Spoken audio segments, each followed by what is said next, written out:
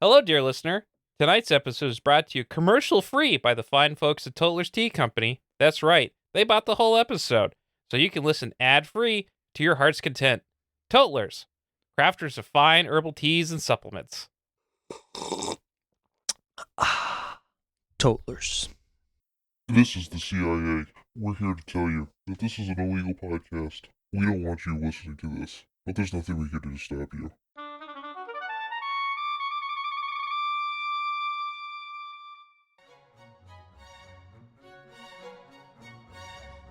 Is that the reason so many tea things are put out here? Yes, that's it. It's always tea time, and we've no time to wash the things between whiles. Then you keep moving round, I suppose. Exactly so, as the things get used up. But what happens when you come to the beginning again? Suppose we change the subject. I'm getting tired of this. I vote the young lady tells us a story. I'm afraid I don't know one. Then the dormouse shall wake up, dormouse. I wasn't asleep. I heard every word you fellows were saying. Tell us a story! Yes, please do. And be quick about it, or you'll be asleep again before it's done. Once upon a time, there were 3 little sisters, and their names were Elsie, Lacey, and Tilly, and they lived at the bottom of a well. What did they live on? They lived on sugar water. They couldn't have done that, you know. They'd have been ill. So they were. Very ill. But why did they live at the bottom of a well? Take some more tea. I had nothing yet, so I can't take more. You mean you can't take less? It's very easy to take more than nothing. Nobody asked your opinion. Who's making personal remarks now?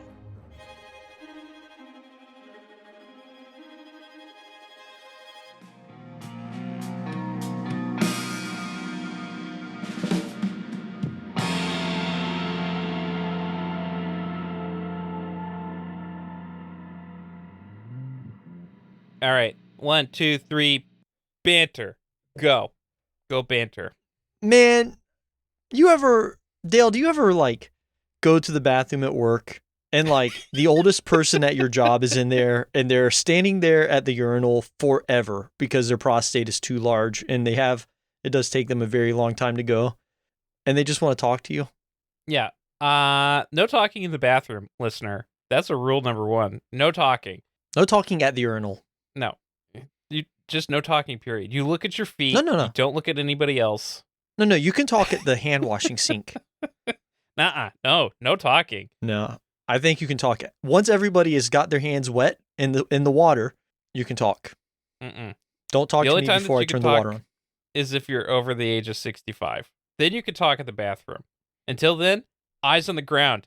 Look forward. Do not look at anyone else. Do not make eye contact. Especially don't lock eyes at the urinals. Actually, look at the urinal. Make sure your aim is not off. Yeah. Oh boy, man, that was one of the hardest things for me to get used to. Yeah. Working amongst a bunch of old people. They all want to talk in the bathroom. And now that I'm in my 40s, yeah, you're feeling the itch to start talking to people in I'll the start bathroom. talking to people. Yeah. Should have seen me at Universal Studios, man. Oh my god. Are you that I'm just guy? kidding. Hey, No, which ride do absolutely you like not. the most? You know that Transformers one? That was a pretty fun one. I like that one a lot. That was a good ride. No, I think that there should be police officers in the bathroom. Policing Yeah. everybody's activity. Yeah. And writing citations and tickets. Don't courtesy flush. If you don't flush the toilet paper that's still floating at the top of the toilet, $30 citation every time. Oh yeah, man. Oh yeah, for sure. That one. Let's see what else. If there's 3 urinal stalls and you stand in the middle one, $15 citation. Yeah. If there are only 2 pooping stalls and somebody's in one of them and you don't turn around and walk back out of the bathroom and find an unoccupied bathroom, citation. Yep. If you don't wash your hands after using the urinal, that's $100 fine. And community service time. You have to wash your hands coming out of the bathroom. Is it a fine if nobody else is in the bathroom? No, the cop is always in the bathroom. The cop is always in there. And he is allowed to make eye contact with you. Yeah. He's allowed to make eye contact to go, You think we want to leave the bathroom for washing our hands here, son? I see you chose not to use soap this time. Mm-hmm. Now, I noticed that dryer has gone unused as you're exiting the bathroom. You sure you want to touch that handle wet? I don't like dryers. I prefer paper. And we don't have dryers at my place of employment. You know what we do have at my place of employment, and I'm sure you remember this. We have a door that will stick open if you accidentally happen to open it all the way. And you won't realize you've done that until you're walking out. Mm-mm. That one, even if it's a total accident, $150 citation. Yep, gotta close that bathroom door. Washing your hair, Especially if you're pooping. in the toilet, that's a felony offense, actually. Oh, yeah, that is actually a felony offense. That actually can be carried out immediately by anybody who sees you washing your hair in the toilet. I'm not making that up. When I was working at a previous place of employment, somebody in the women's bathroom, one of my graduate students told me about it, had washed their hair in the toilet, and there was like the soap and everything was still around the toilet and stuff like that. And it was still like blue because it was like a dandruff shampoo.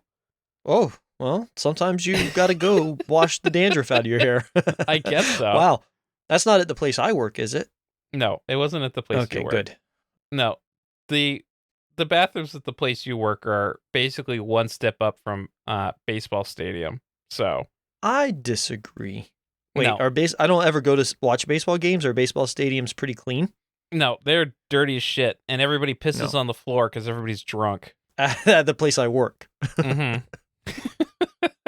Never did that. No, yeah, the bathroom cop is in there all the time. He is making sure that you are using the bathroom efficiently and courteously for everybody else.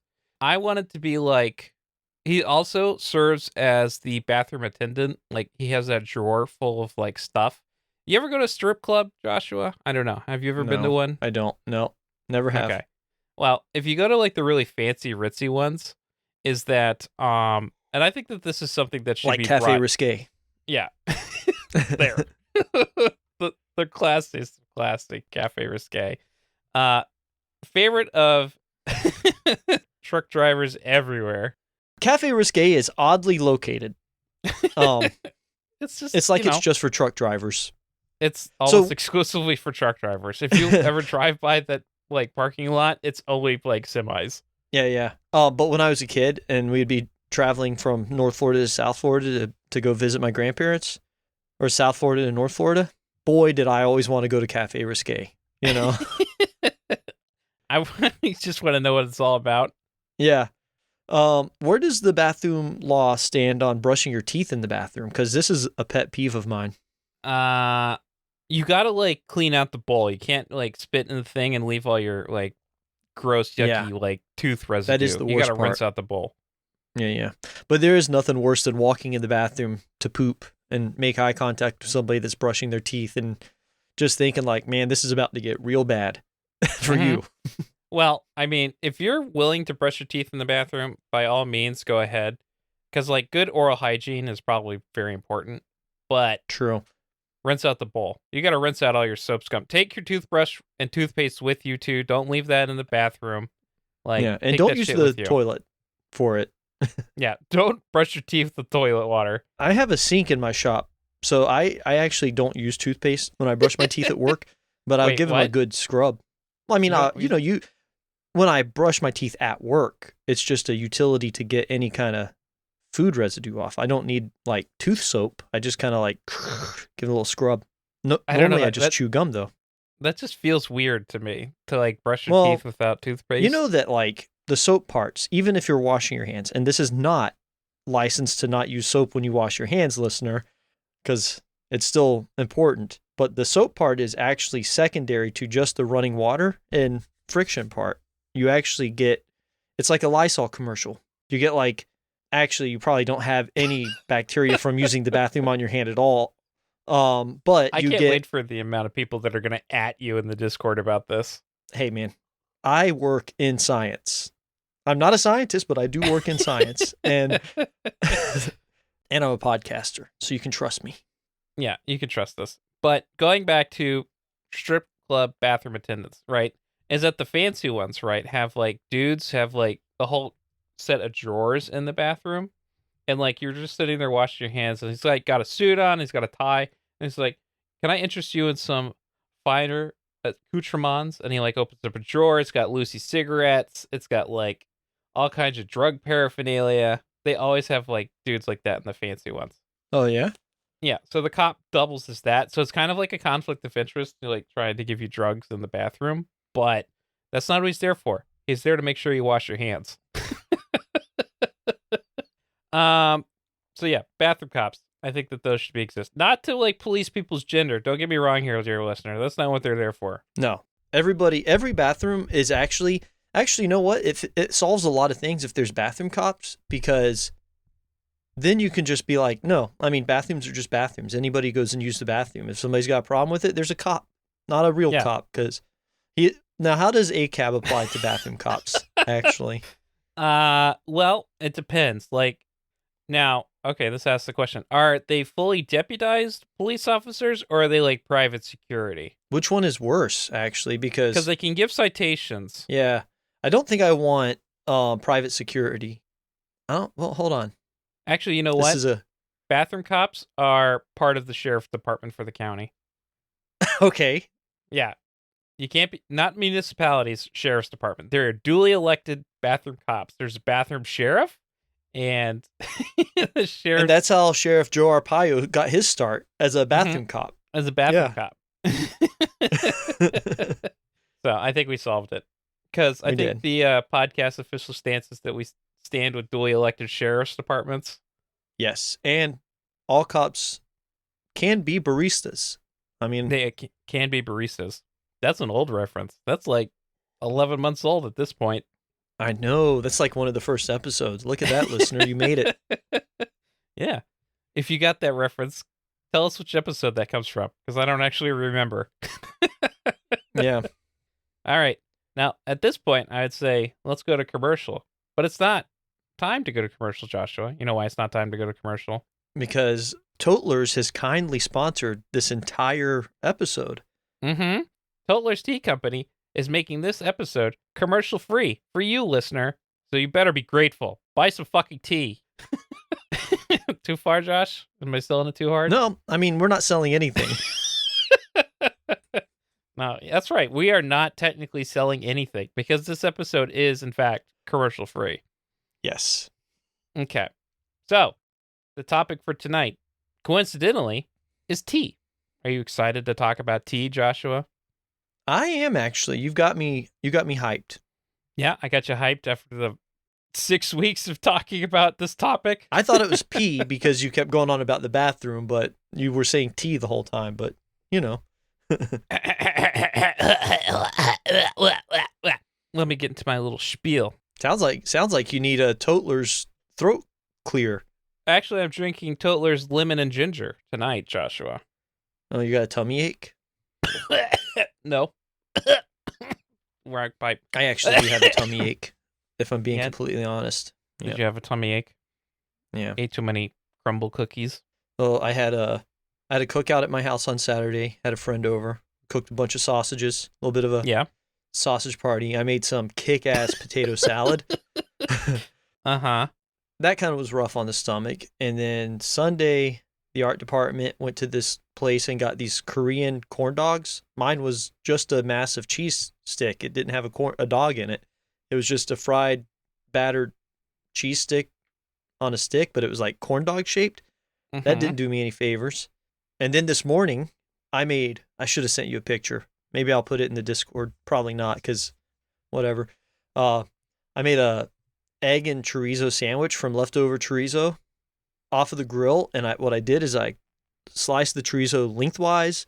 And let me tell you something, Dale. Like some of our listeners know, I make the best egg sandwich because I like kind of do a fried egg, make it really good, put some cheese on it, normally mayo, but I'm out of mayo right now.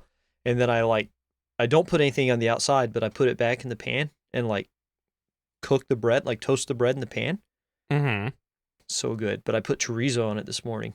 Didn't help my stomach situation at all, but it was so good.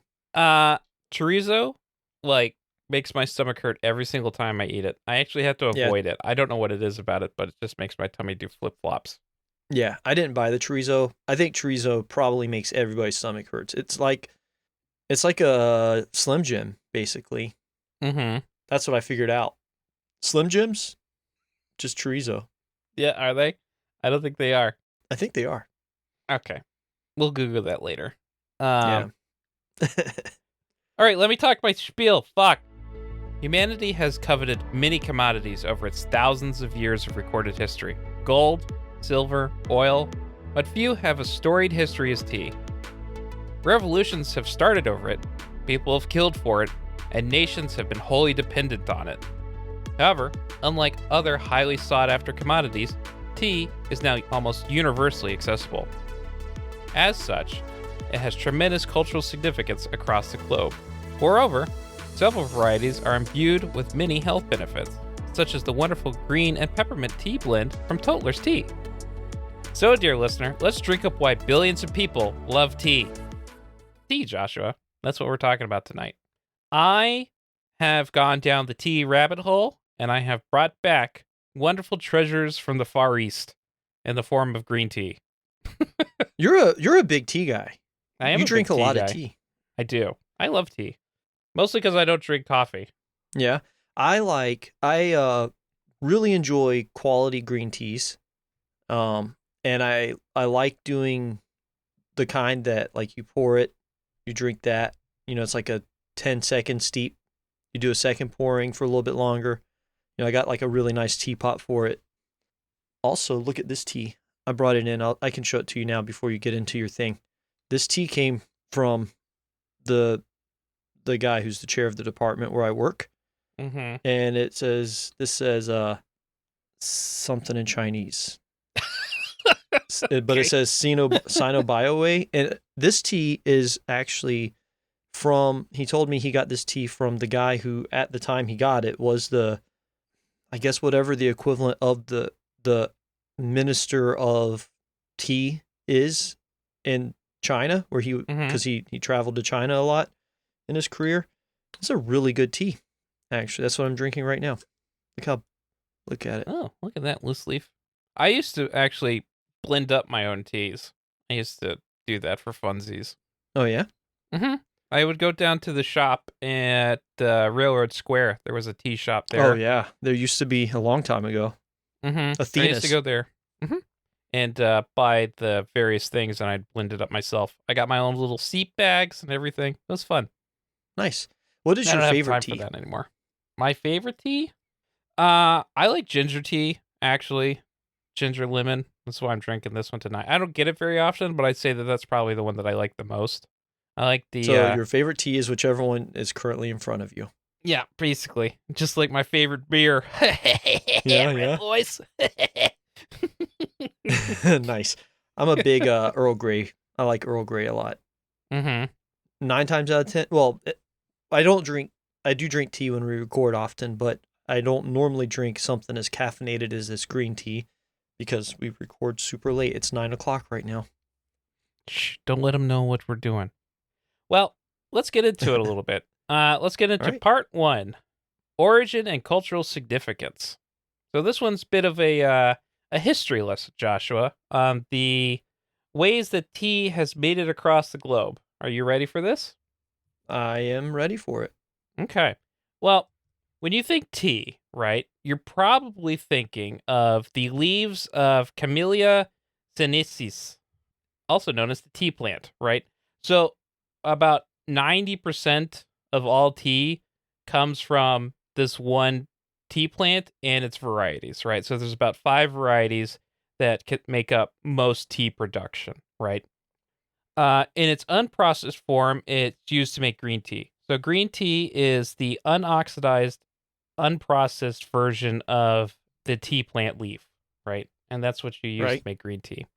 However, white tea, black tea, yellow tea, oolong, and dark teas are all derived from the same plant or one of these 5 variants, right? And Darjeeling. Mm-hmm. So when you think tea, you're mostly thinking about this one plant, right? And we'll get into a little bit more about the way you process and all the different varieties in a little bit later. But for the most part, this discussion is going to focus on this particular plant and green tea, right? Because that's the most universally used, right? So let's get into it. The tea timeline. So legend has it, in the year 2737 BCE, the legendary emperor Shinno discovers green tea by boiling some water, and some tea leaves fell into it, unbeknownst to him. So he had accidentally discovered tea, and then proceeds to introduce it to the upper classes of Chinese society, right? So tea has about a 5,000-year-old history, according to this legend. So this guy, the legendary God King, is the patron god of Chinese herbal medicine and agriculture, right? He has a long and storied history of kind of like being the guy that brought a lot of modern day agricultural techniques to China. Nice. So this guy is the guy we're talking about. Oh, how did a leaf fall into his boiling water? I have no idea how leaves did it possibly fell into come off his of water. his clothes of leaves? Yeah. So he liked to chill out in this cave of his, dressed in his traditional garb made of leaves, and then just kind of like chill out and learn how to do like agriculture and stuff like that, right? Look at them calves, man. Mm-hmm. Yeah, this guy's ripped as shit. I love his hairstyle. Like, you could see like a dude today wearing that hairstyle of just like Yeah. the balding, just letting it grow out to the sides, right? Oh yeah, I like it when people can do that. I knew a guy who had his hair like that, and he always had like a hair pick with him, and he would just like keep it always outstanding like that. Mm-hmm. So he was one of the three sovereigns, which is a group of like mythical rulers and deities that was from this time period that were basically the foundational like characters of Chinese mythology, right? So he taught them agriculture, was the founder of herbal medicine, and he had a big deal in like kind of like the plant side of Chinese mythology, right? He had this book that he wrote, the Shinno Bin Chao Jing, which was his Divine Farmer's Materia Medica, right? Which is the English translation. So basically, this is the book that supposedly has all of the information about like which herbs and supplements like are beneficial and used in traditional Chinese medicine, right? He would basically just taste everything, and then he wrote it up as either it was great, mid, or bad. Hey, man. And then that probably is the first medicine and cookbook. Mm-hmm. So that was attributed to him, even though that book was written like maybe about 2,000 years ago. I think was when the first published edition of that was, but it has been attributed to him as where the knowledge comes from, right? Right. It could very well just be orally transmitted up until then. Mm-hmm. What was the time frame for paper and printing in China? It was about 2,000 years ago or something, probably. I don't know. I didn't look that up. You should know this. We talked about this in tarot cards. We did. But this is like another one of his pictures. So this is basically him just like tasting some of the herbs to try and deduce their beneficial qualities and stuff like that. Nice. So yeah. So here's another one. This is one of more his iconic pose by the picture in question. But as you can see, he's still just tasting it because he's trying to determine if it's a good herb or not, right? That. So that's basically the guy who supposedly discovered tea by accident, right? And then for the next like 2,000, 3,000 years, tea was mostly used for medicinal purposes, right? It was used to make these like cakes, basically. It wasn't really drank as much as eaten in like these like hard cakes. And then that was used for the medicinal purposes. So that's the very early discovery of tea. Tea cakes. Tea cakes, right? So the Han Dynasty, we're going to skip quite a bit. We're going to skip 3,000 years to around 200 CE, right? Is when we find the earliest written record of tea usage, right? Like I said, it was primarily used for medicinal purposes. But the most credible early report of tea drinking was from 220 CE in the Shi Lun by Hua Tuo. Anyways, this guy is kind of like the shit when it comes to like ancient Chinese medicine as well, right? He was a historical figure that is well documented during the Three Kingdoms period as being like the guy when it came to like medicine and stuff like that. A bit of a Hippocrates. Mm-hmm. He was the first one to really describe a lot of what we know as traditional Chinese medicine and like practices like acupuncture, herbal medicine, cupping, I think is also attributed to this guy. But one of his... Sorry, give me just a second. I have a book. Okay. What's your book? Let's see your book. Acupuncture book. But it's like a really old one. It's not that old, That looks I guess. familiar. But it's got a lot of this artwork on it that you're seeing. Not the same exact artwork. Mm-hmm. Forward by Aldous Huxley, though. Interesting. Acupuncture. But one of his big things is that he was widely respected for being a surgeon and being the first person documented to use anesthesia in China, right? So we like to think that like anesthesia and all that stuff is like a Western creation and everything else like that. But no, the Chinese beat us to a lot of stuff like thousands of years earlier. Right. I wonder... So I know that partly from reading this book and partly from going to acupuncture that, you know, the art of acupuncture actually derives from Chinese medicine. The effects they're going for when they do acupuncture are just trying to replicate what the medicines are doing. Mm-hmm. But with the type of work they do, like to say it's anesthesia is interesting because you can easily see the power of just nerve blocking, which is what anesthesia does, you know?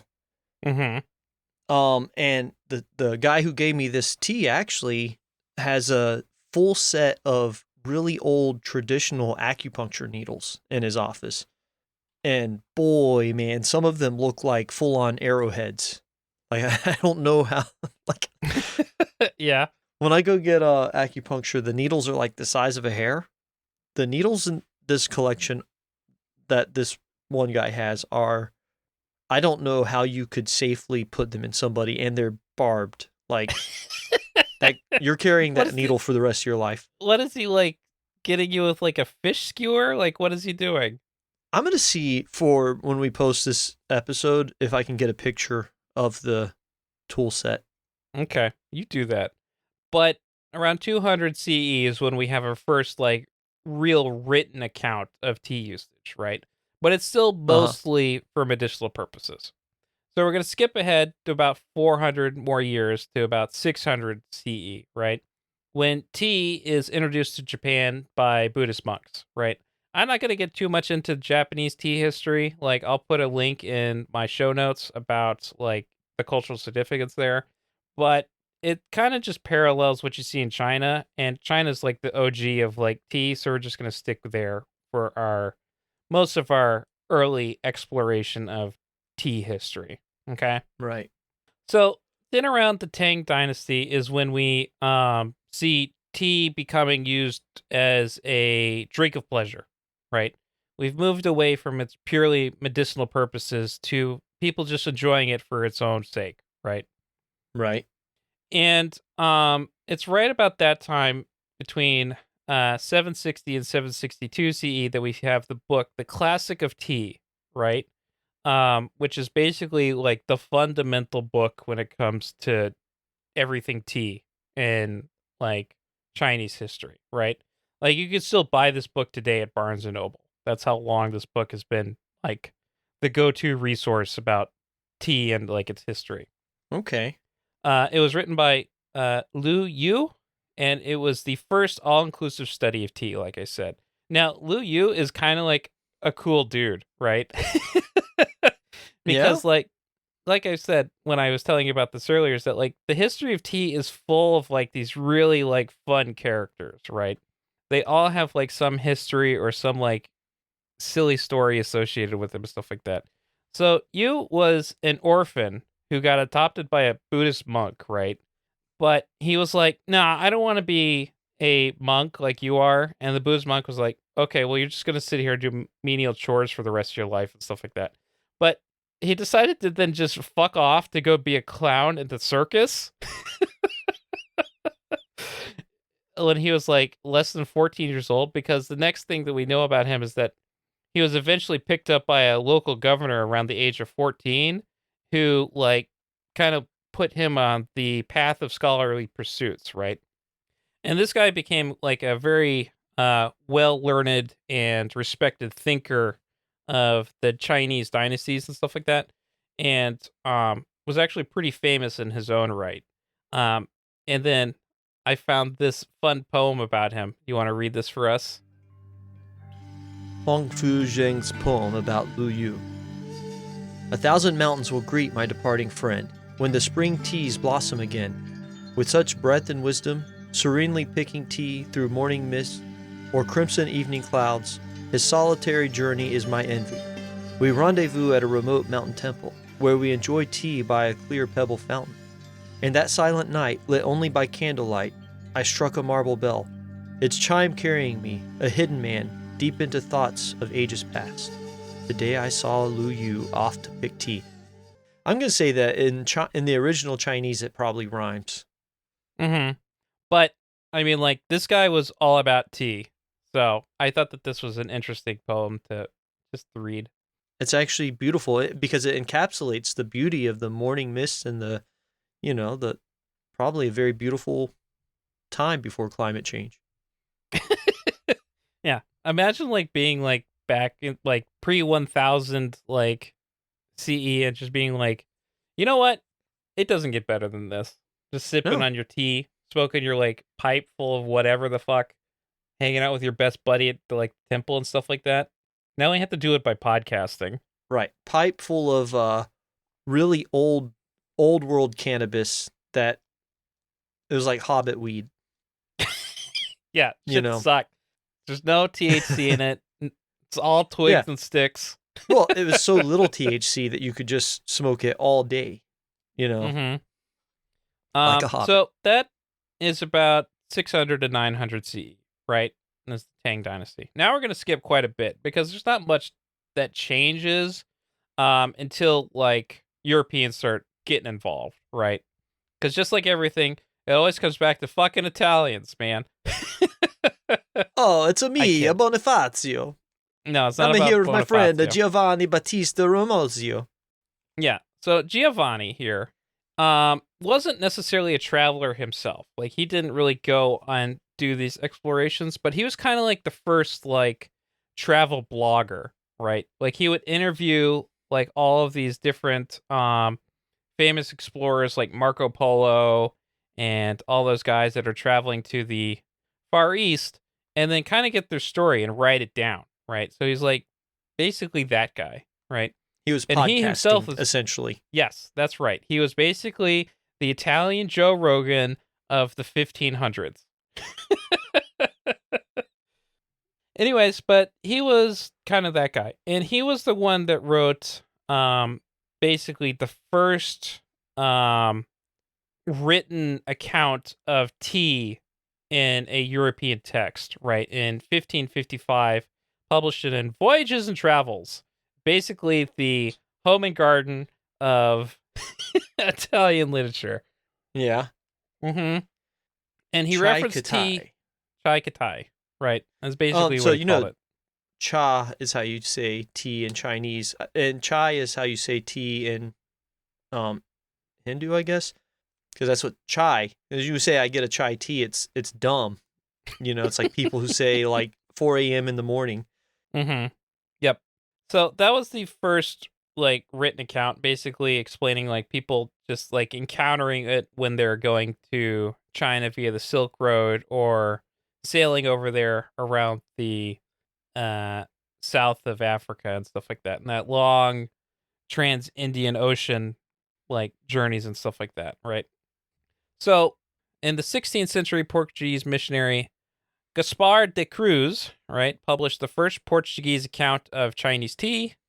that would coincide with other priests and merchants encountering and discussing tea in China, right? So this is basically where we really start building up the information base in the Western world on the tea drinking experience, right? Now, in 1600 on the dot, the East India Company is founded in Britain, right? And this will become foundational for future history, right? Of capitalism. Mm-hmm. The East India Company is basically the first chartered corporation, right, in the world, more or less. Yeah. There's a lot of interesting history around the East India Company. Most of it's not great. A lot of it's not great. Basically, everything that the people hated about colonial Britain and the English can be directly attributed to the activities and ongoings of the East India Company, right? Oh, yeah. Move forward into the 17th century, and we have the Dutch East India Company, right? Because all great things have their cheap imitations. Are the first ones to bring green tea leaves to Amsterdam from China, right? And this really is where we start seeing the kickoff of tea actually making its way into Eastern and Western Europe, right? Right. And then the first dated reference to tea in Britain comes from an advert in the London newspaper, the Mercurius Politicus, in September of 1658, right? Where they announced that China drink. China drink. Yeah, it's always comes down to China drink, China virus, you know. Yeah. Called by the Chinese cha, by other nations te, alias tea, right? With 2 E's. Yeah, I wonder if that's like the other nations that called it tea. Like, I'm fascinated. Is that like Indonesia or like more southeastern China that would call it tea? I don't know. I didn't really look too much into the different names of tea, to be honest. Okay. Do you remember that song, Chocolate Rain? Yes. Chocolate Rain. That guy's name was Tay. Was it? One of the first internet memes. I remember that, yeah. But it went on sale at the coffee house in Sweeting's Rinse in the city, right? So that sounds like a fun place to go. I'm sure that nothing seedy ever happened at this coffee house. No. It's around the 17th century also that we see tea is introduced to Russia through the trade routes, specifically the Silk Road, right? So while we think about like Europeans and everybody else like hopping on to tea like really hard after they discover it from the Chinese, right? The Russians actually also have a huge history with tea, right? And it's actually pretty. They didn't have to ship it all the way around Africa to get it, you know, so it must have been a lot easier for them. I have this map here that kind of illustrates the spread of tea by sea. And you can see all of the different convoluted ways that it's spread across the world from China, right?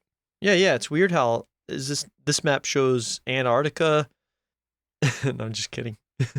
It shows the ice wall. So this is a very old map. But you can see that it kind of spreads both by land and sea routes, right? So once people start picking it up, they almost universally immediately just start liking it, right? And it almost always becomes an aristocratic beverage of choice because it's new and unique, but then makes its way down to the lower levels of society, right? Until basically everybody's drinking tea. But Russian tea culture is actually pretty interesting. So unlike other like nations and stuff like that, the Russians really glommed on to black tea as opposed to green tea, right? Because when the Boston Tea Party happened, right, the colonies actually enjoyed green tea in far more abundance than black tea. Like, really? So it wasn't black tea that was like what was popular. Still green tea. Green tea has always been the most popular form of the beverage consumed, right? But the Russians love it as black tea, and they like it strong. So Russian black tea is usually like significantly stronger than what you would get elsewhere and stuff like that. In Soviet Russia, tea drinks you. And they have whole little like cultural significance around the way that you make it and stuff like that. They usually use much smaller teapots as well, so they can concentrate the caffeine in the black tea as well. Interesting. So they They really do enjoy it quite a bit, right? And it's still widely drank in Russian homes, right? It hasn't left as a cultural staple. So the English were drinking green tea then, Mm-hmm. primarily, is essentially what you're saying, during the time of the Boston Tea Party. Yeah. So that's fascinating, because I wonder if, like English breakfast tea, traditional, or Irish breakfast tea, those are really strong black teas.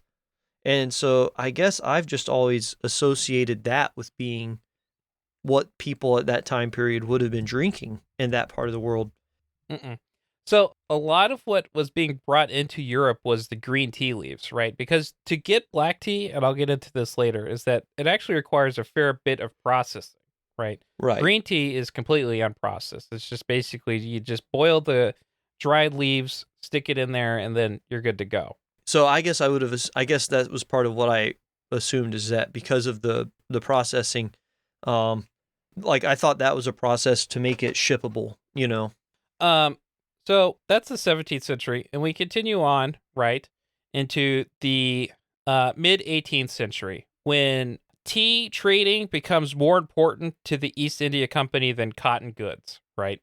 And there's various factors that go into that, mostly because, like, the East India Company was a strong propagator of slavery. Right. And that eventually got basically outlawed in Britain.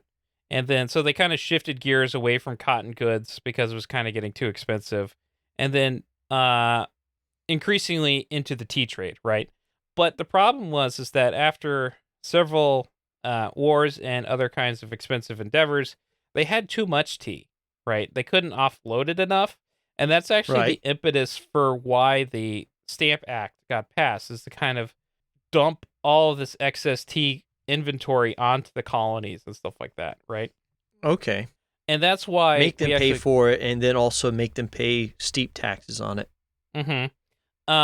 And that's actually why the Boston Tea Party got started, and why it was a tea party. It wasn't like other types of commodity, right? Is because of all this ongoings around the tea taxation and basically trying to dump all this extra inventory off on the colonies and stuff like that, right? Right. So in 1773, as I mentioned, the Boston Tea Party happens, where everybody gets really mad, dresses up like Native Americans, and throws all the boxes of tea off the ship into the harbor, right? And that would kick off the founding of the country. So direct relationship between this like beverage and the founding of the United States, right? Tea has Right. touched multiple aspects of human history, right? So everything that we do now as a nation can be directly attributed to Shinno in the year 2737 BCE discovering tea by accident, right? So really, when you think about it, the United States has a lot to thank China for, right? We wouldn't exist as a nation per se if it wasn't for the Chinese. Right. Everything, man. We wouldn't have tarot cards.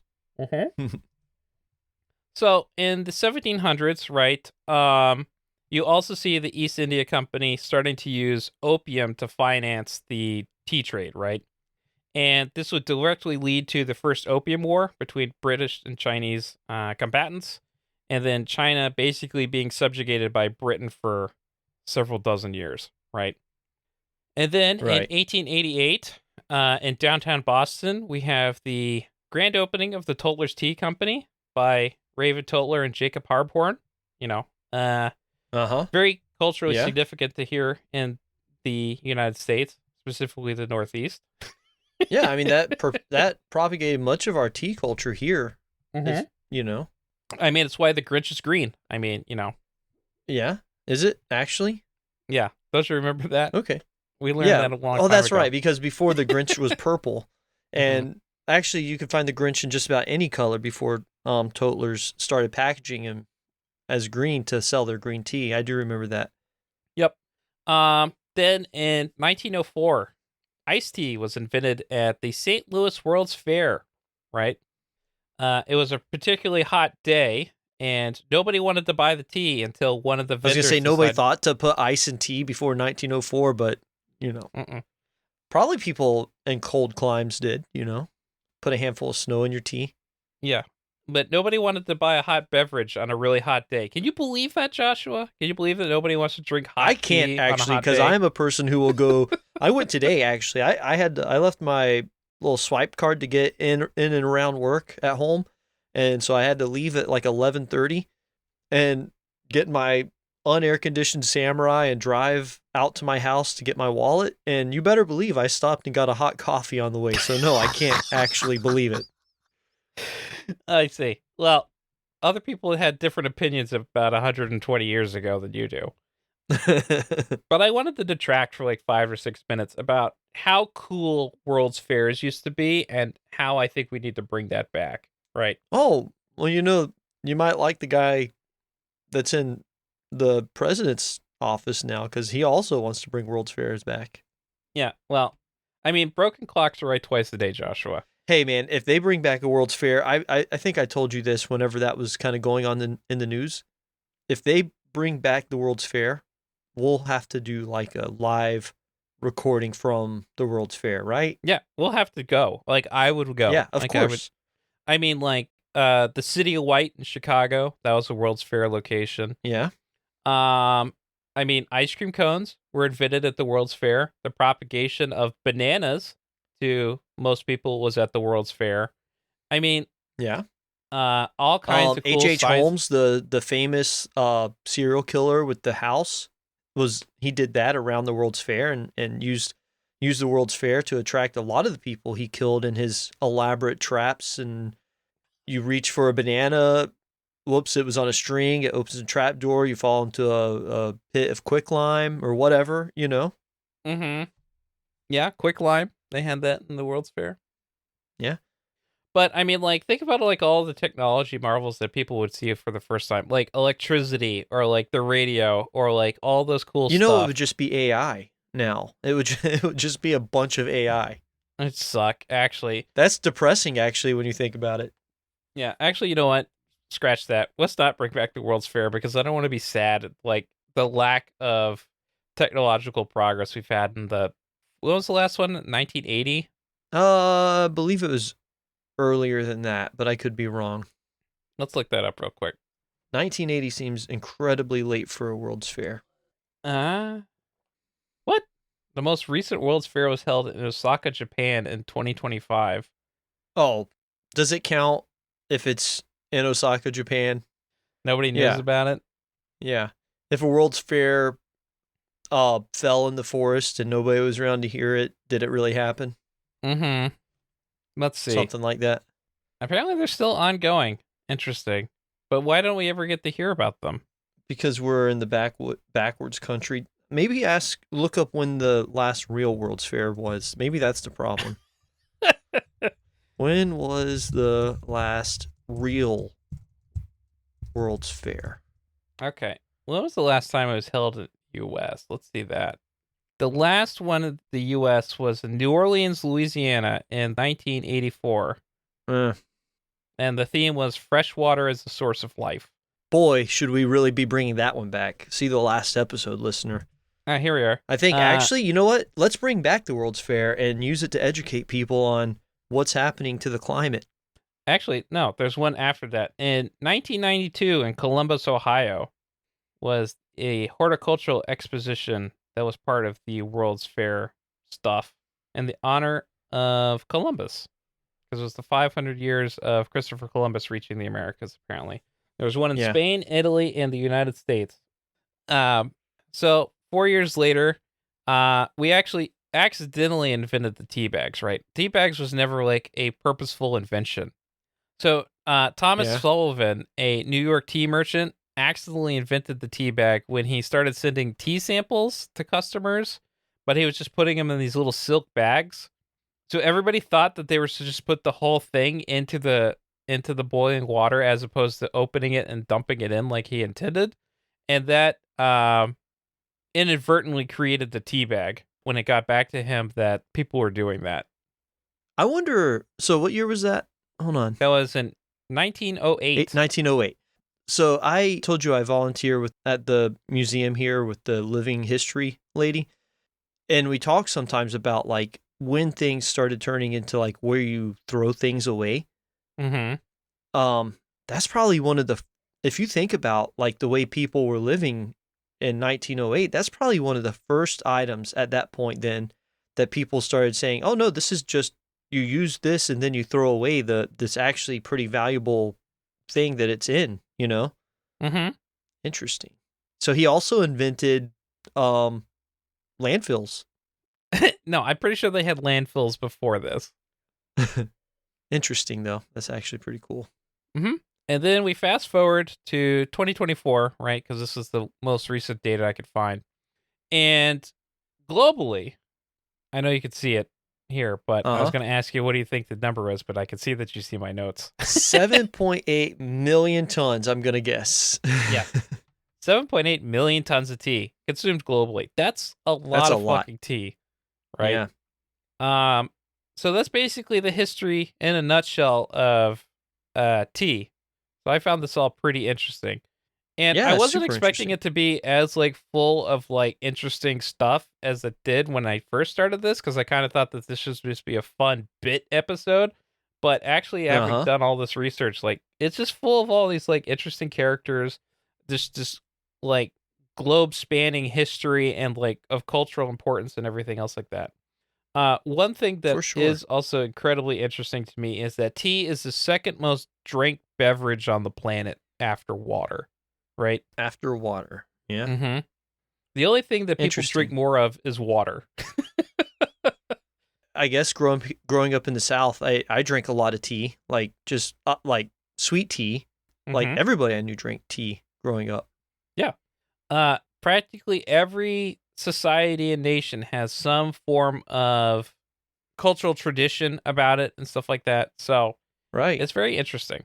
What about kombucha? That's also tea. Kombu means it's like a type of seaweed, because that's where the originally the cultures came from, and cha means tea. Mm-hmm. Do you know that? No, because I didn't look into kombucha. Do you like kombucha? No, I think it's gross. I love kombucha. Well, it's gross. We can make a poll. We'll make a poll of whether people agree with me that it's gross or not gross with you. Yeah, let's make a poll. But let's wait till the episode launches. Don't make the poll like tonight. Or you can actually. We're not swaying opinions here. People have strong opinions about kombucha already. Mm-hmm. So that's the end of part one. It's basically the history of tea, right? So now we're going to move on to part two, the plant and cultivation, right? So like I mentioned at the beginning of my whole spiel here, is that most tea comes from the one plant, the Camellia sinensis, right? Or one of its derivatives. So like I mentioned, green tea is primarily unrefined, right? It's not fermented and minimally oxidized. And that's how you get green tea. You basically just dry it out a little bit, and then you put it in water. Usually loose leaf is how it was drank for thousands of years. Now we put it in a tea bag. Actually, that's a good question. Are you a loose leaf or a tea bag guy? I like tea bags mostly because I don't like to get it in my teeth and stuff like that. Mm-hmm. So even when I was like blending my own stuff, I'd put it in like my own little tea bags. Yeah, I like loose leaf. I'm a big fan of loose leaf teas. So white tea is made from basically the little bulbs and young leaves of the tea plant, right? So that's where you get white tea from, is that it's air dried in a temperature controlled room. It's non-fermented as well. And the reason it's called white tea is because it has these little white hairs on the bulbs and stuff like that that kind of give it a whitish color. It comes from younger leaves, correct? Like if I'm remembering that. So like the different varieties of, I guess, quote unquote raw teas, I guess is a good way to say it, are white, yellow, and green, and it's about the maturity of the leaves, I think. Correct. And then black tea is probably the one that has the most extensive processing. So I will have posted in my notes several different primary articles going into the cultivation of these. So read at your leisure there, dear listener. So people thought that black tea was actually a separate plant, but then they like researched it a bit and they found, oh no, black tea also comes from this from the tea plant. Right. I think I looked this up one time. Darjeeling tea. Are you ever have Darjeeling tea? It's I believe the processing is kind of like it's like a halfway, like I think it's like, I don't think it's a blend, although that may be what it is, but it's kind of like, it's either a blend of green tea and black tea, or it's like a partial processing that gives it essentially the effect of a mix of the two. So you kind of get the flavor profile that's somewhere between green tea and black tea. Mm-hmm. I got on a big Darjeeling tea kick a few years ago. I like it a lot. Yeah, did you? I did. So basically, there's 5 main steps that go into the production of black tea. The first one is plucking, obviously. Most tea is actually still hand plucked. There's actually not much machinery that's used to pluck tea leaves. So I think that that's interesting. Probably extremely labor intensive, but right.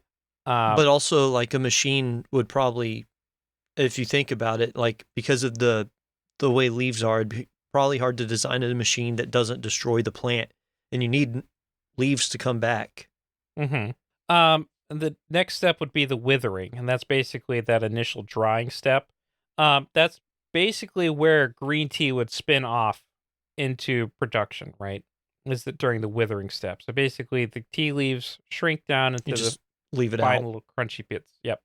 But if you're going to continue on to black tea, you would go into rolling, right? It's basically grinding up those withered leaves in various forms and fashions. And the type of rolling and the way that you do it also has tremendous impact on the final product of the black tea, right? Okay. After rolling, you go into fermentation, right? Which is basically ferment it. That's where you get your aromas. And then the final one is the drying and oxidation step, basically where the tea finally ends up in its black color, right? So that's basically the 5 major steps of black tea production. But a lot of that processing is affecting the amount of methylxanthines that are in there, particularly the theoflavins and the caffeine content. So that's basically what you're modulating when you're doing the fermenting and oxidation, right? Right. Are those like types of flavonoids, basically? Yeah. You know, there's also smoked teas. Like these are more Japanese. Like baracha is a type of tea that's basically, it is a smoked green tea rather than fermented and all that. Mm-hmm. But we can't, as 2 fine, middle-aged Southern gentlemen. Those are right old Southern gentlemen right here, right? Now, I might be a poor Southern podcaster. Mm-hmm. Yeah, we're poor because you don't pay us any Patreon money, listener. Yeah, I know. Well, you do, and you know who you are. Yeah, but you one the rest person. of you don't. The other 9 of you are not paying us money. And you don't have to, but I feel like you're not telling enough people to listen to us, and that's really the catch, right? Mm-hmm. But as fine middle-aged Southern gentlemen, we can't talk about tea without talking about sweet tea. Sweet tea. Mm-hmm. So from Georgia Public Broadcasting News, we have Sweet Tea, A History of the Nectar of the South, right? By Sean Powers. Yep. So in 1795, right? South Carolina is the first place in the United States where tea is grown and is the only state ever to produce tea commercially. Okay. 19th century, we have the English cookbook that shows us how tea is served cold. So they say that iced tea was invented during the World's Fair, but it may actually have been invented earlier in the South because, I mean, we have to do everything cold in the South. It's hot. It's English too and hot. American cookbooks shows us that tea has been served cold at least since the early 19th century, when cold green tea punches that were heavily spiked with liquor were popularized. Man, I got a story about that. Okay, actually, hit me with it.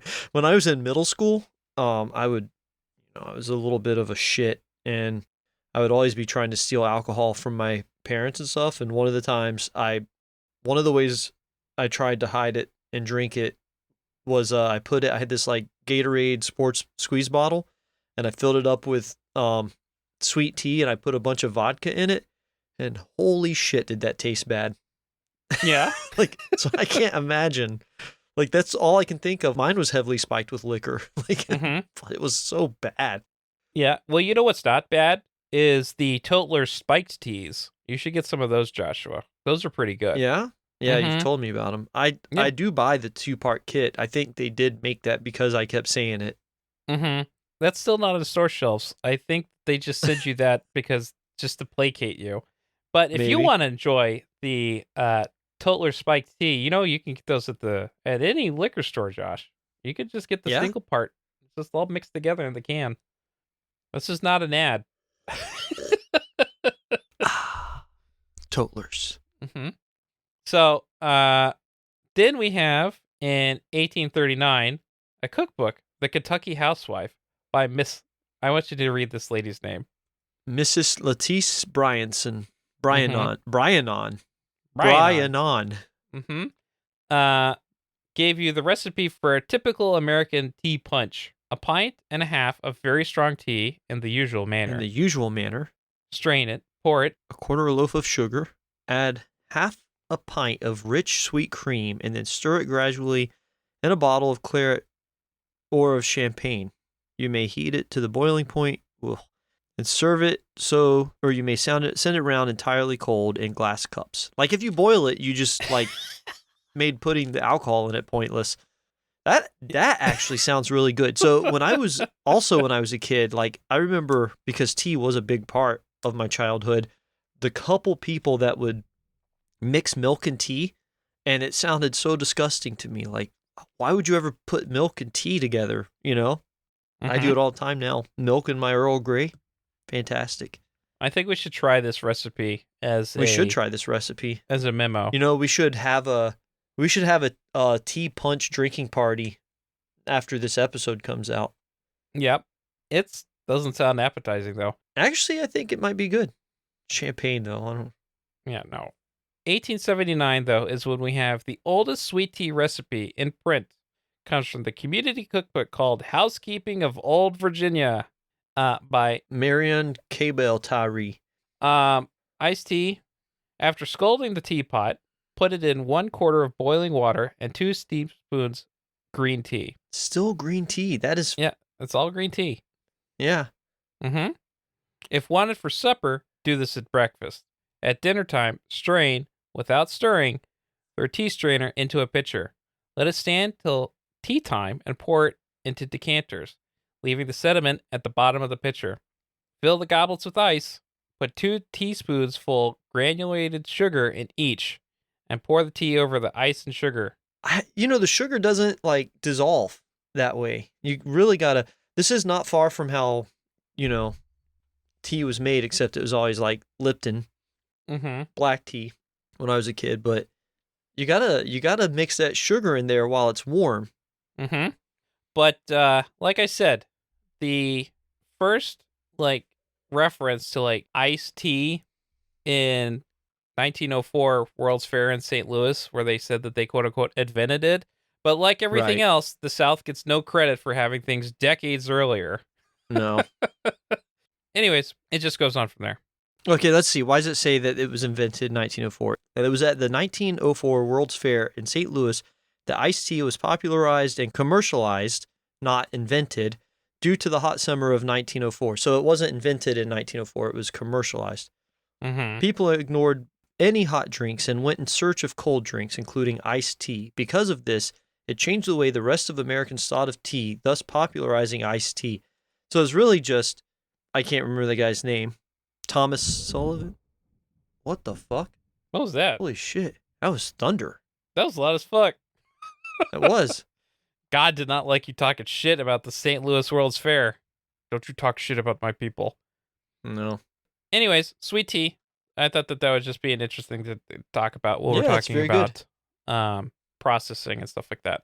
Yeah. We will have to try that very not good sounding liquor drink. Okay, I don't know about putting champagne in it, but you got tea, sugar, cream. It's interesting that it's green tea. I don't know if I would do that, and then it says champagne, which is kind of it's just off. That's the off component to me, Yeah, it doesn't sound like it would boil well. No, but what if you put, let's see, you could put bourbon in it. Actually, a good black tea, a nice strong black tea, some sweet cream, some sugar, and a little bit of bourbon, could be pretty good. All right, we can experiment with this at the next memo, I think. Yeah. Okay. So that's basically like the plant aspect of it. Like I said, I will have a bunch of links that you could read more about the different cultivation practices around tea. But like I said, most tea comes from this one plant or its varieties, right? I wrote this down to mention, and since we're finishing up the plant, tell you that there is a plant here called Yalpan. You know what Yalpan is? Mm-mm. So it's a native to Florida plant that naturally contains caffeine, and the Native Americans made tea out of that. That's pretty fascinating. It doesn't taste good. I've got some in my cabinet. It's not very good. But it's interesting. It's interesting that they're like, there was tea over here too. So switching gears a little bit, right? Is I wanted to talk one more about with the plant. You know that a lot of tea now, unfortunately, out of are we done? You're finishing up plants, right? So Yeah, I had we're two done more with things to plants. say that are probably more plant related than the rest of it. A lot of tea now from China, almost all tea from China, or I think probably all tea from China, and most tea from Japan contains lead because of pollution. Great. Yep. And then the last thing is that because of the impacts of climate change, the future may not have tea. Tea is actually, the areas of the world that you can grow tea in are becoming scarcer and scarcer. And this also applies to rooibos teas. Rooibos, which is grown in like South Africa, comes from South Africa. The areas of the world where tea can be grown are becoming not good for growing tea. I read that a few years ago. Like I think I read that like around 2012 or so. Great. I'm glad that our like doomer environmental climate change episode is continuing on to this one. It's not doomer to state facts about climate change, Dale. It's only doomer if you accept there's nothing that can be done at all. I don't know. Most people seem to have accepted that most things can't be done about it. But you know what can be done, dear listener? Subscribe to our Patreon. That'll help us out. Subscribe to our Patreon. But also, Totlers, for every box of tea you buy, they'll give $1 to the climate change fund. Our climate change fund. Yeah, our specific climate change fund. The climate change fund of the post-reality. Exactly. Okay. Can I shift gears now, or are we going to continue Yes. to talk about plants? Nope, that's the two things I wrote down that I wanted to mention. Okay. Moving to part 3, health benefits, right? So a lot of... I guess lead could have been in health benefits. Is it a health benefit to have lead in it? Naturally sweet. Okay. So from Healthline, your go-to internet resource about all things vitamins and supplements, right? Right? Is the 10 evidence-based benefits of green tea. Like I said, that green tea is going to be the one that we're going to talk about, mostly because green tea is also the one that's most quote-unquote healthy for you, because it, like I said, is minimally processed, right? It's not going through the fermentation and oxidation steps. Right. So, number 1, contains plant-based antioxidants, right? So this is basically the main reason that green tea is quote-unquote healthy, right? Is the antioxidant component to it, right? And that's mostly boiled down to EGCG, right? And that's probably the most well-studied version of the antioxidant compounds that can be found in green tea. And we'll get a little bit more into EGCG in a minute, right? Okay. It can help you improve your cognitive function, right? Well, it may improve cognitive function. So for some of y'all, nothing can be done. No, some of you are helpless. Which is why we don't have any Patreon supporters. Could help with fat burning, right? Because it can help enhance your anaerobic metabolism, right? Okay. Might lower some risks of cancer, right? There's a lot that goes into that. Mostly through those antioxidant avenues and stuff like that. Because if you have high antioxidants, then you have a lot less cellular damage, which could lead to cancers and stuff like that, right? Right. Same thing with protection for brain from aging, right? Right. Antioxidants. Helps oral health, right? So drinking tea can help with good oral health, However, drinking extremely hot liquids can lead to oral cancer, so that's kind of a balance there. And those little fleshy string things at the top of your mouth. Managing blood sugar, preventing heart disease, and may help you lose weight, right? So those depending are on how much pounds of it you drink, right? Yeah. If you're drinking 7.8 million tons of tea, you might not be losing a lot of weight. You're going to, by nature, gain 7.8 million tons. So basically, I have this other one, Health, from the Cleveland Clinic, but it basically just kind of goes over the same thing, right? Cancer-causing inflammation, prevents stroke and heart disease, boosts brain health, strengthens bones, lowers blood sugar, everything else like that. So a lot of the health benefits, though, come down to its antioxidant properties, right? So everything that, like, is on this list can be, like, directly attributable to antioxidation. Right. So I have this article here, right, from the International Journal of Molecular Science, and it is Therapeutic Effects of Green Tea, Polyphenol, EGCG, and epigallocatechin gallate. Yeah, I was going to avoid reading that. In relation to molecular pathways controlling inflammation, oxidative stress, and apoptosis, right? So I was going to let you read this rather short abstract to kind of just set the tone for why EGCG is important. Epigallocatechin 3 gallate is the most abundant polyphenol in green tea. Thanks to multiple interactions with cell surface receptors, intercellular signaling pathways, and nuclear transcription factors, EGCG possesses a wide range of anti-inflammatory, antioxidant, anti-fibrotic, anti-remodulation, and tissue protective properties which may be useful in the treatment of various diseases, particularly in cancer and neurological, cardiovascular, respiratory, and metabolic disorders. This article reviews current information on the biological effects of EGCG in the above-mentioned disorders in relation to molecular pathways controlling inflammation, oxidative stress, and cell apoptosis.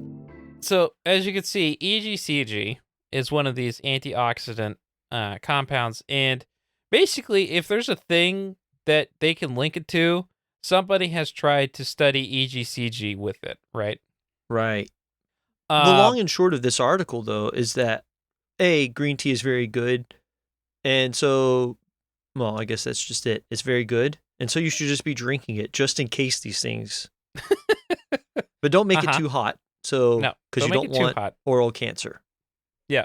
But basically, like, for as beverages go, right, is that there's no real downside to just drinking a green tea every once in a while. Not like there's never been an article like there is with like alcohol or anything else like that, where it flip-flops of whether or not wine is good for you or anything else like that, right? I think the science on that is actually pretty well founded now, that like there's not an amount of alcohol you can drink that's not bad for you. And so the best articles you can find say that it's only finally safe to drink small amounts of wine when you're post 40. And I think that's just to keep you from giving up. Yeah. So basically what I had gone over previously, right, is kind of directly related to EGCG in specific and its derivative antioxidant compounds in aggregate, right? Is why we have so many health benefits when it comes to green tea, right? And that's the reason for 5,000 years at this point, right? Green tea has been widely regarded for its medicinal properties, right? Is that you basically just feel better when you drink green tea, is the long and short of it. So, that's really all I have to say about the health benefits. And anti-inflammatory ain't nothing, dude. Like, yeah, because like there's many types of supplements and other kinds of things that have been trying to reproduce like the anti-inflammatories and antioxidant effects of green tea and EGCG in specific, but none of them are quite as good. So you might as well just drink your green tea and be happy, Exactly. Put a little lemon in there. The way green tea is best, the first pouring is for your enemy. The second pouring is for yourself. And the third pouring is for your friend, because that's the best one.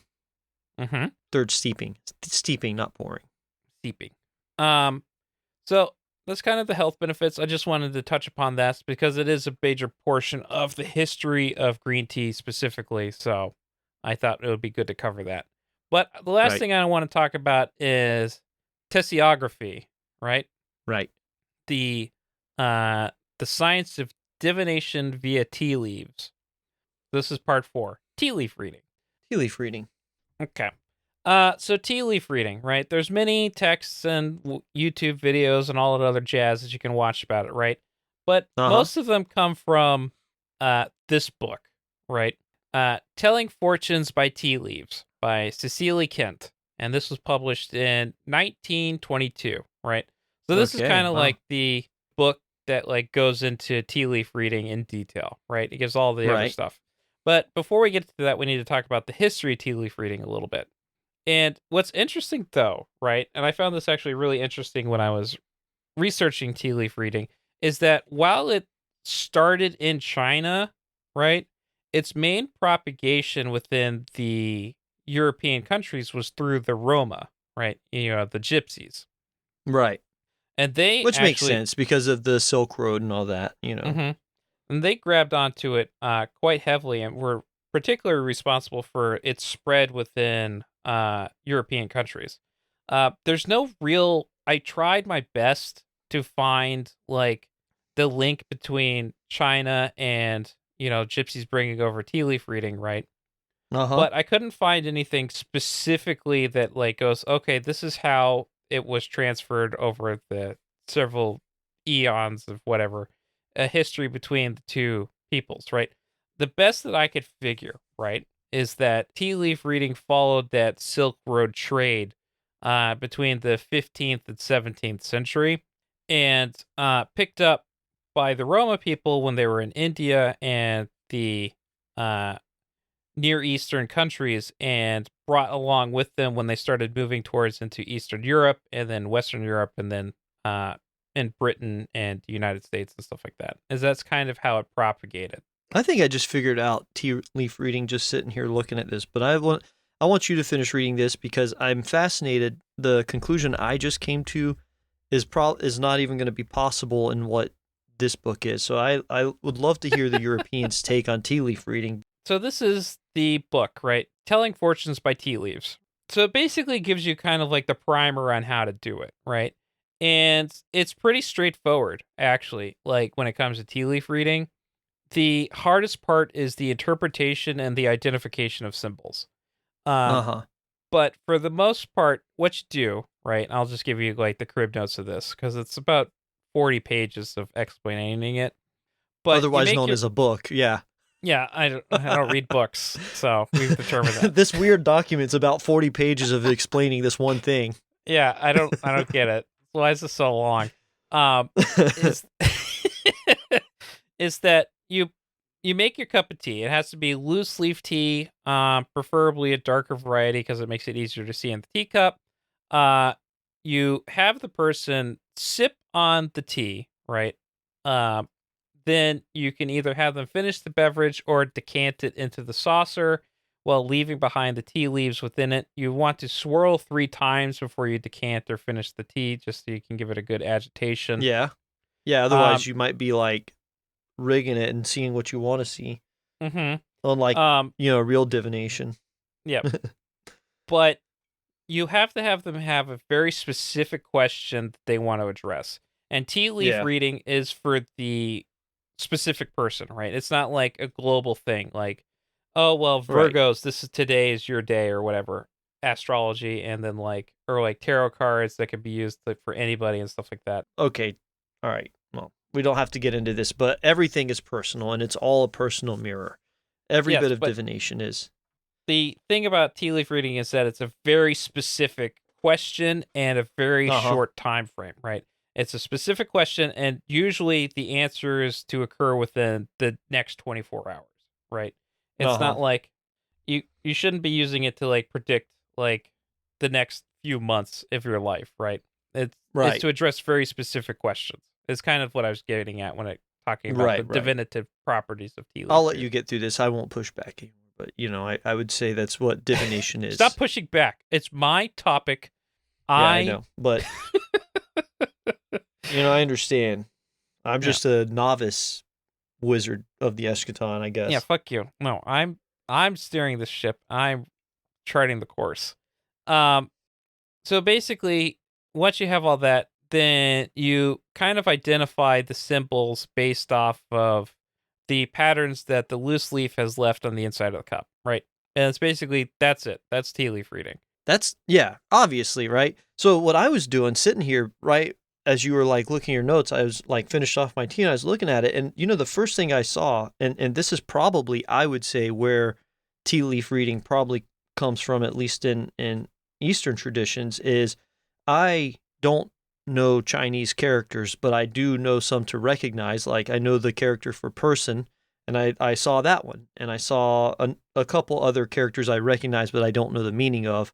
And so, or if your language is written with a series of strokes, it's pretty easy to like look at it and be like, wow, okay, I can make out this character and I can make out this character, and you know what I'm saying? Mm-hmm. It's not that far off from the European one, except in this case, there's very specific, like whatever it was telling me was person focused. I know that, Mm-hmm. So the person in this sense probably was me. Well, it would have to be you since you're the one drinking it. Right, yeah. I might actually fuck around with some tea leaf reading. It's surprisingly easy to do, but apparently, like, the interpretation is the mastery portion of it, right? Because we can go through the list of symbols, right? Real quick. Okay. And these symbols are all pictographs, right? It's not like words or characters or anything else like that. You're actually looking for the shape of whatever it is. Right. And so that's kind of, I guess, the core of what I was saying with the Chinese characters. Chinese characters are, at their core, the evolution of Chinese characters are that they are pictographs. Mm-hmm. When you speak a pictographic language, then it's easy to then find those pictograms in other things. Much like not the type of I Ching where you have coins or like the flat sticks, like these beautiful I Ching sticks I made from a yardstick. You guys may remember from a year ago. Yeah, Ivo says he still hasn't gotten his. Right. But the real kind that you use, where you use like the yarrow stalks, is probably the same thing. Mm-hmm. So let's just go through the quick list here of symbols. Okay. Abbey, Ace of Clubs, Ace of Diamonds, Ace of Hearts Clubs would just be one stick. Ace of Diamonds would be 4 sticks. Ace of Spades, Acorn, Aircraft, Albatross, Alderman, Alligator, Almonds, Altar, Anchor, Anemone, Angel, Angel Flying, Antlers, Anvil, Ape, Apples, Apple Tree. Are they all A themed? Is this like the Bennies again? Apron, Arab, Bagpipes. Do you know the Ball. original pronunciation of apron was napron? This is actually real. Yeah, was it? Yeah. Yeah, like Right. napkin. Mm-hmm. The original pronunciation was apkin. And it's because like in the English language, when you add an apron Mm-hmm. is the same as like if you just switch around, it's an apron. See? Okay. Ballet dance, balloon, bananas, banner, barber, barrel organ. Lost in the National Forest, Benny. Abducted by Ice, Benny. Look, we only got 50 more pages of this, okay? Podcaster Benny. Square haircut Benny. New All right, preamp Benny. I was wondering how long you were going to let me do this bit for. Yeah. Okay. Anyways, you Ching kind of get stick the Benny. idea. Is that basically, if you can see a symbol in it, there's something that's like related to it, right? I can see how those things would be, many of them, I could see how you would identify those things, Mm-hmm. And airplane and albatross, it probably is just proportions of wingspan, right? Yeah. Antlers are pretty self-explanatory. Ace of clubs would just be like a stick. Almonds, you just got a little scattering of little tiny bits. So the fun thing about this book, too, though, is that they do have some illustrated references, so you can kind of see what you would be looking at, and then kind of being able to see the shapes and stuff like that. So this is one of them. So this is figure 3, principal symbols. Oh, cool. So you can kind of get an idea of what you would be looking at and what you would be looking for, right? So it says on the side under the handle that there's a cat. That's right here, right? There's a bone somewhere in here.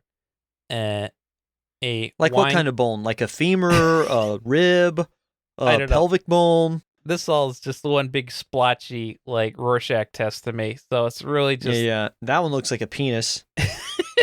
Yeah, this does here. This looks like a big dick. Symbol of the mushroom. A small symbol of a mushroom. Yep. On the circle under the handle, curious-shaped rocks. In the center, there is a motorboat. I don't know where specifically that's supposed to be. I think that's the little thing there that kind of looks like a slipper, maybe. Mm-hmm. I don't know. We can look at another one and see if we can't see the two things.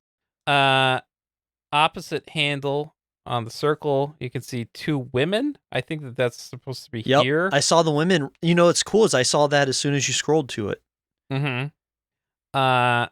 One figure's carrying a basket. I think a bird's nest, a pin, the number 7. I think the number 7's here, right? In the center, there's a slug. I think that's the slug.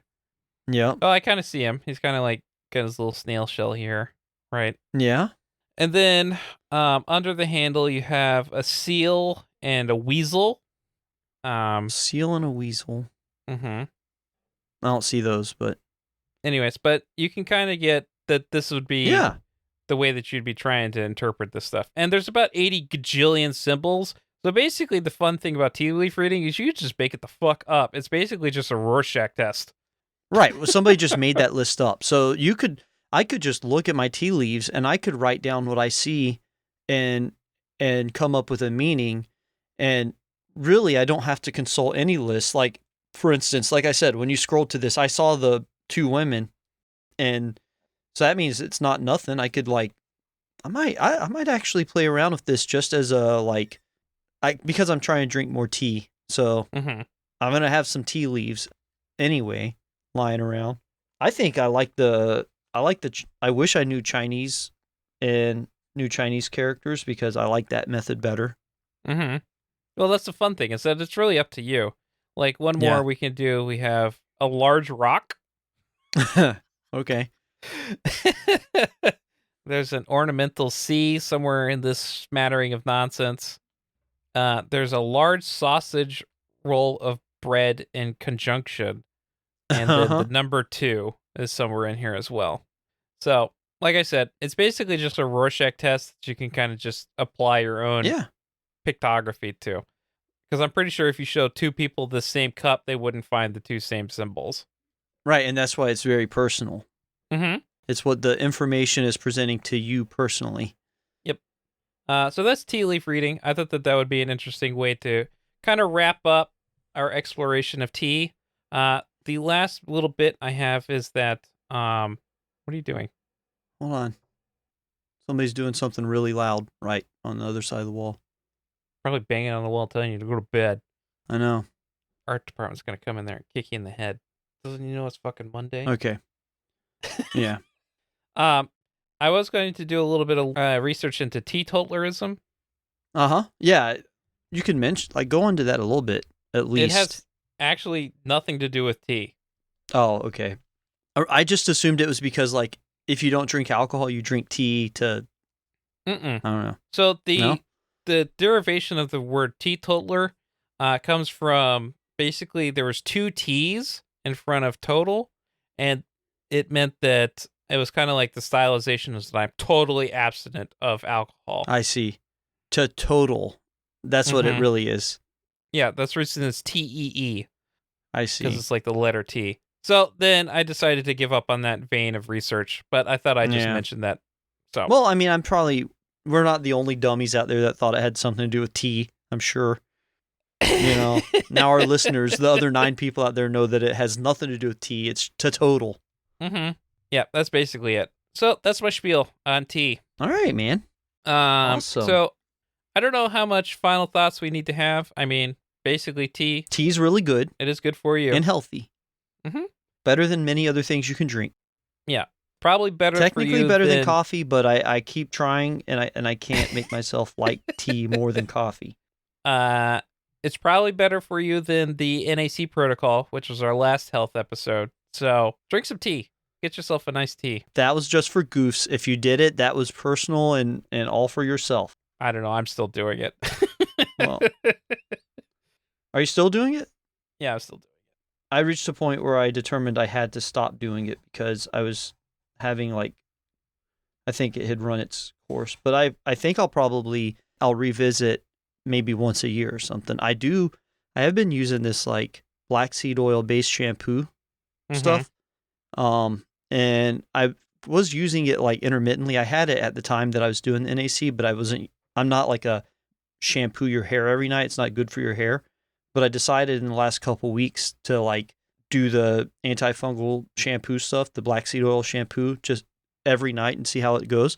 Because I get little sore spots on my head, like acne or something, I guess, on my back of my scalp, and it's kind of cleared a lot of that up. So I don't know.